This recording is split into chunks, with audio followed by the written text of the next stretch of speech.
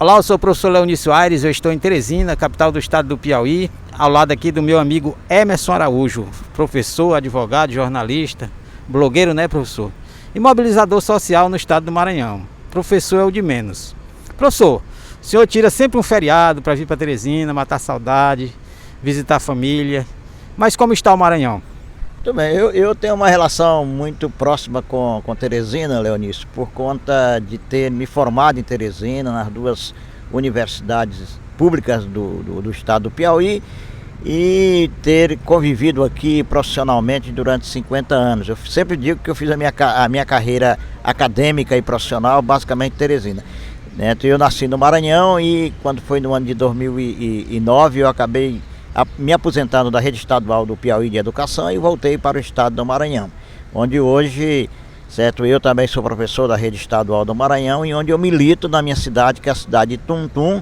Quando eu falo militância, também dentro do universo da educação e dentro do universo cultural, certo? Quero também te dizer que nós fomos colegas de universidade, você sabe disso, nós fizemos o curso de letra, uma parte dele, você, e antes, o teu irmão Luiz Aires também foi um colega desde cursinho aqui, a quem, certo? Depois nós nos conhecemos, como dois maranhenses vivendo no Piauí, certo? E que realmente amam a sua cidade, Temos também aqui de Passagem Franca o nosso amigo comum, o professor Fonseca Neto, que é presidente da Academia de Letras de Passagem Franca. São vários, conterrâneos maranhenses que vivem no Piauí, mas hoje eu vivo no estado do Maranhão.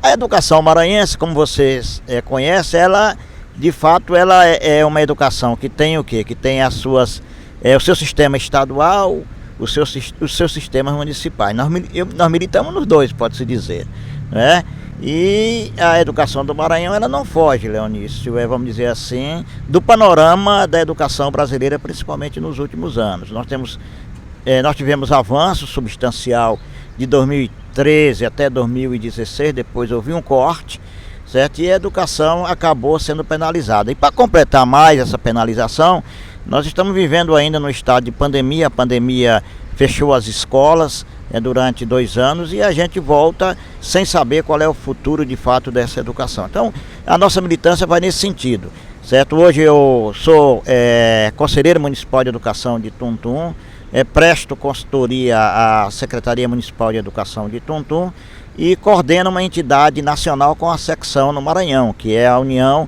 Nacional dos Conselhos Municipais de Educação. Inclusive você esteve numa época como secretário de Educação de Passagem Franca e você esteve no evento nosso, no encontro estadual da UNCM, inclusive dando apoio, certo, ao Conselho Municipal de Educação de Passagem Franca, que é um dos conselhos mais fortes que nós temos no estado do Maranhão. Na pessoa da professora Neuza Peixoto. Isso, justamente, Hoje a professora Neuza, certo, tivemos também a participação da professora Júnia, Júnia de Passagem Franca, certo, e você deu realmente essa contribuição no fortalecimento, certo, do Conselho Municipal de Educação de Passagem Franca. Então hoje nós temos uma militância de educação intensa, cotidiana, sempre na busca de uma educação de qualidade social.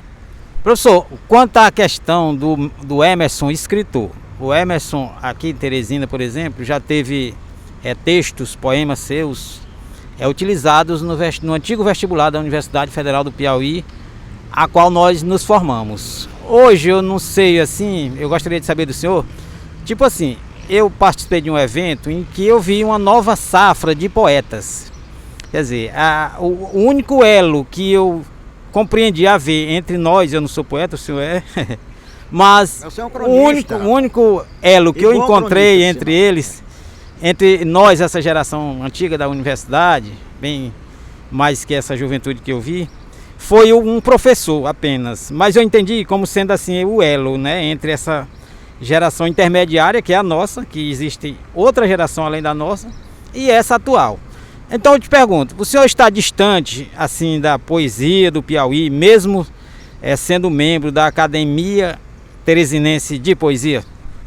Leonício, não dá para ficar longe, não dá para ficar longe, eu sempre tenho dito, não dá para ficar longe nem da educação e nem também da produção, certo, intelectual. Eu participei de uma geração de escritores, chamada geração do mimeógrafo, certo, onde o ativismo dessa geração esteve muito ligado ao nosso tempo da Universidade Federal do Piauí, certo? E evidentemente que a produção intelectual, principalmente no campo da poesia hoje, no estado do Piauí, ela advém dessa geração. São ex-alunos nossos, como você sabe, são profissionais de educação, inclusive a Academia Teresinense, eu sou membro da Academia Piauiense de Poesia, mas aqui também tem uma Academia Teresinense de Poesia, e a maioria da Academia Teresinense de Poesia são ex-alunos que nós tivemos na rede pública estadual do Piauí, certo? E que, de fato, né, produzem essa poesia atualmente, certo? Principalmente em Teresina, que é a capital do estado.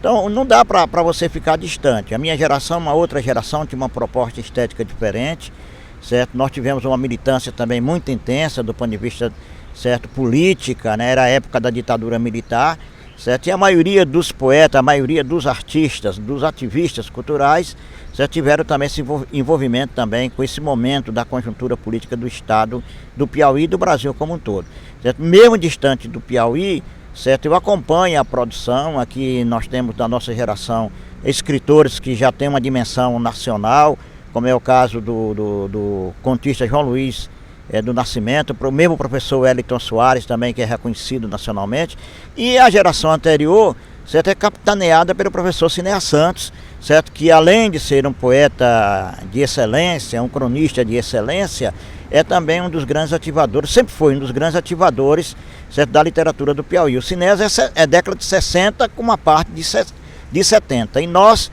certo, é final de 70 e toda a geração de 80 está dessa poesia. Então, certo, não dá para ficar distante, né? Tem o advento das academias, e por falar na academia, nas academias, eu acho que as academias, principalmente nos municípios pequenos, elas têm uma participação e uma contribuição muito forte, Leonício, não somente no Maranhão, certo, mas também no Piauí, principalmente porque, certo, a cultura dos municípios pequenos precisam ser alavancadas, e eu acho que a academia ela tem essa contribuição, ela tem dado.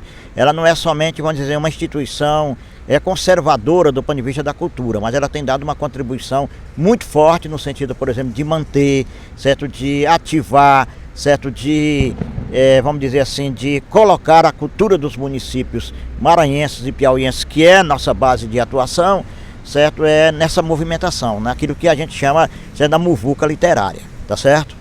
Tá certo. Professor, o Celso Barros falou isso, que o senhor reforça o que o senhor está dizendo, né? O nosso decano Celso Barros, com muita satisfação, eu te digo, ele faz parte da nossa academia, Passagenses de Letras, e que o diga também a Academia Piauiense de Letras, da qual ele foi presidente.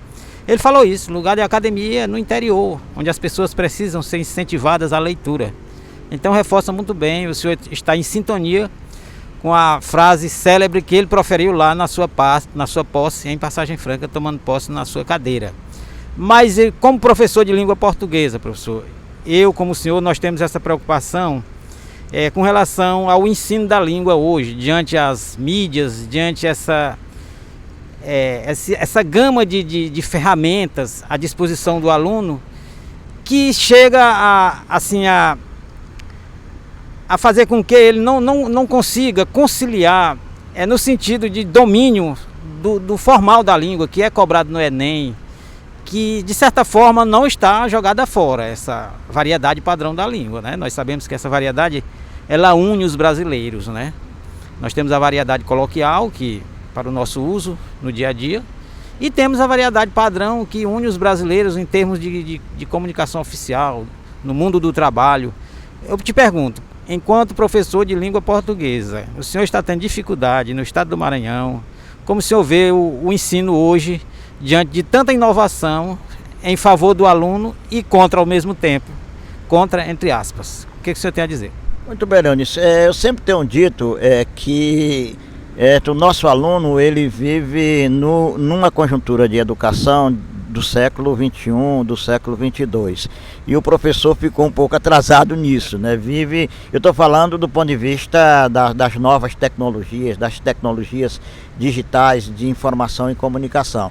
Certo? E o professor não tem que ter medo disso, né? Tem que utilizar essas mídias, essas tecnologias a seu favor, assim também no universo do ensino e do aprendizagem da língua portuguesa. Certo? Eu acho que o Enem ainda, apesar de toda a inovação do acesso do aluno ao nível superior, mas ele continua ainda com o formato antigo. Eu acho que o grande problema não é nem o professor de língua portuguesa, nem é também, vamos dizer assim, a administração, certo, dos conteúdos, dos parâmetros curriculares da língua portuguesa, mas é justamente esse modelo, né, de cobrança ainda que continua, certo, talvez no século XX e no século XIX. Certo? Eu sempre tenho dito também, né, no debate acadêmico também, no debate intelectual, certo, que todas as variantes da língua elas são bem-vindas, até mesmo as variantes nascidas desse processo das novas tecnologias. Agora o professor, como eu disse, de língua portuguesa e o professor de forma geral, ele não tem que ter medo, certo? Ele tem que usar essas ferramentas a seu favor, até no sentido de dizer ao aluno, ó, certo? Você tem isso à sua disposição, mas em contrapartida também nós temos a variante normativa da língua que deve ser conhecida até mesmo como instrumento de comunicação, certo? E o professor tem que dialogar, certo, com o seu aluno para mostrar essas variantes e essas realidades. Eu acho que, certo, que é isso, né? Professor, vamos falar agora da questão do Emerson, comunicador, jornalista, que preenche uma lacuna de imprensa que tem em qualquer cidade do interior, principalmente do Maranhão, que nós conhecemos bastante. O senhor, por exemplo, atua na região chamada Maranhão Central, que de certa forma tem os seus meios, né, se proliferam rádios, blogs, jornais, mas de certa forma ainda não atende à necessidade da sociedade. Como é que está o blog Bate Tum Tum? O senhor continua na militância, na questão da informação? Como o senhor faz para dar conta de tanta informação no mundo de hoje, onde nós não temos ainda uma internet 5G, né, 4G, na maioria das cidades do interior do Maranhão? Como é que o senhor faz para resolver essa questão de comunicação, sendo jornalista e comunicador de um modo geral? Eu acho que o que eu faço e o que eu sempre fiz na vida, e que você também faz, Leonício, você foi inclusive secretário também de comunicação do seu município, Passagem Franca, certo? Foi no sentido de unir, certo, de uma forma cotidiana esses meios de comunicação, porque a educação é comunicação, o ensino e a aprendizagem da língua portuguesa também estão dentro desse universo da comunicação e existe a comunicação. Eu acho que o grande entrave hoje, principalmente, que nós temos, é porque como a comunicação, por conta dessas novas tecnologias, certo, que nasceram no início do século, que já vinham, né, há muito tempo, mas que teve esse fortalecimento no início do século XXI, certo, acabou levando algumas pessoas para esse universo sem a mínima competência cultural para estar no processo de comunicação. Nós temos o grande problema que é a questão da tecnologia, da acessibilidade da internet, principalmente, certo, no interior, nas cidades pequenas dos estados, certo? Nós não temos uma internet de ponta, quer dizer, nós estamos no advento na Europa de uma internet que já chega a 6G, uma banda larga de 6G, e nós não temos ainda no Brasil uma internet popularizada de 5G. O que nós podemos ter de forma precária ainda é uma internet de 3G. Então isso nos municípios, para quem trabalha com comunicação cotidiana, certo, isso é muito prejudicial. Eu mantenho, evidentemente, que o blog hoje talvez seja, dentro do meu trabalho diário, aquele que tem sofrido mais descontinuidade, mesmo porque eu tomo de conta de uma instituição como a UNCM, que tem 3.000 conselheiros e conselheiras municipais, 217 conselhos, além de ministrar aula no estado do Maranhão, além de prestar as consultorias, fazer conferências. Então o blog hoje está um pouco deixado de lado do ponto de vista da produção textual, certo?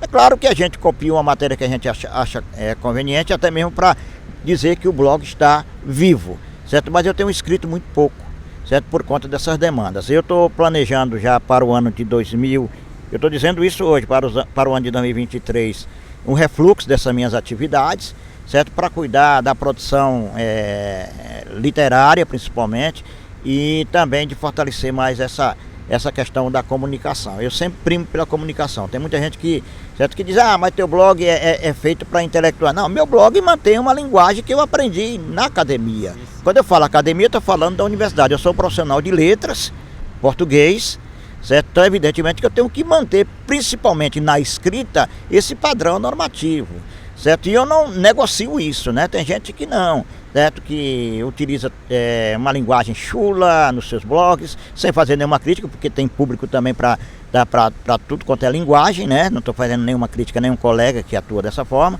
certo? E eu sou jornalista, certo? Jornalista que apesar de não ter formação acadêmica, mas eu tenho um registro profissional. Eu sou filiado ao sindicato. E tem domínio da técnica de escrever. Da técnica textual, né? Então eu sou membro do Sindicato do Jornalista do Piauí, sou filiado à FENAGE, certo? Evidentemente que, certo, que eu não precarizo muito a comunicação, mas realmente eu reconheço, certo, que meu blog ele atende a uma parte, né, desse público leitor, e que eu estou devendo a esse público leitor por conta das outras atividades. Professor, muito obrigado, um bom feriado, retorne em paz para Tuntum, dê um abraço nos tuntuenses e continue com esse seu trabalho profícuo, admirável, e um dia eu quero conhecer pessoalmente esse seu estúdio do Bate Tuntum.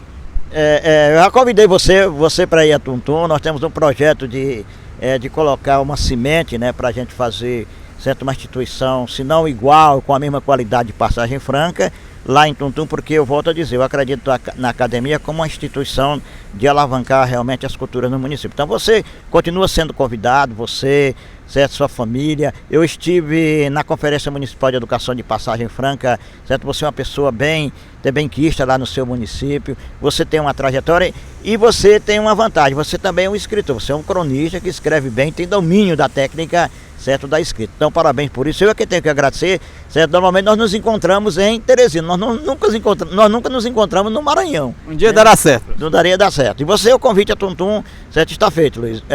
Sempre eu falo isso, Leonício. E um abraço para a família toda, para o meu amigo Luiz Aires, certo, que hoje mora em Brasília, né? Dona Fátima. Dona Fátima também, que estudou comigo também, todo mundo lá, tá bom? Um prazer, professor. Igualmente.